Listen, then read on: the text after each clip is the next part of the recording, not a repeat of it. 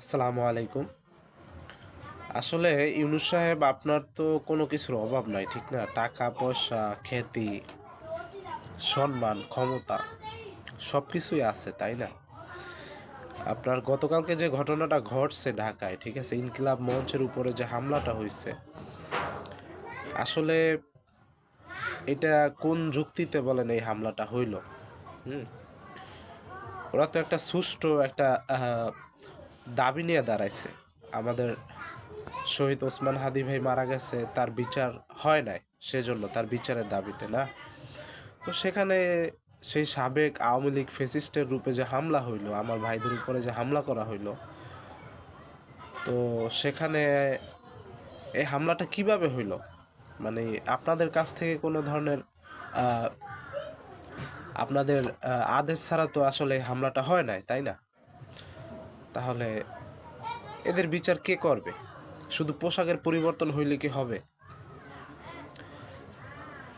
সেই আগের পুলিশ এখনকার পুলিশ, তাদের ভিতর তো কোনো পার্থক্য দেখি না। তাদের উপরে এইভাবে বর্বরোচিত হামলা এর তীব্র নিন্দা জানাই এবং প্রতিবাদ জানাই, এবং যারা এই হামলার সাথে জড়িত তাদের আহ, ব্যাখ্যা দিতে হবে কেন এই হামলা হইলো এবং কাদের আদেশে এই হামলা হয়েছে। এবং অবশ্যই যারা আন্দোলন করছেন তাদেরকে বলবো, আপনারা ধৈর্য ধরেন, 12 তারিখ নির্বাচন হোক, নির্বাচনের পর আপনারা এই দাবি নিয়ে অবশ্যই মাঠে থাকবেন, এবং হাদি ভাইয়ের বিচার না হওয়া পর্যন্ত আমরা ইনশাল্লাহ মাঠে থাকব। আর যারা গতকালকের এই হামলার সাথে জড়িত তাদেরকে বিচার আওতা না হবে।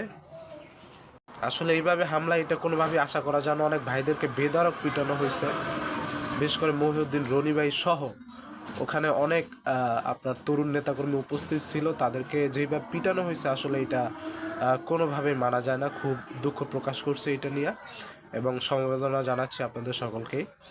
এবং নির্বাচনের পরবর্তীতে অবশ্যই হাদি ভাইয়ের বিচার হবে, এবং আমরা অবশ্যই হাদি ভাইয়ের বিচার দাবিতে রাজপথে সকলেই থাকবে ইনশাল্লাহ। এখন ধৈর্যের সাথে আমাদের এই নির্বাচনের সময়টুকু পর্যন্ত অপেক্ষা করতে হবে, কারণ এই নির্বাচনটা বাংলাদেশের জন্য খুবই গুরুত্বপূর্ণ একটা নির্বাচন এবং খুবই দরকারি একটা নির্বাচন। কোনোভাবেই যেন নির্বাচন বানচাল না হয় সেদিকে আমাদের সবাইকে সজাগ দৃষ্টি রাখতে হবে।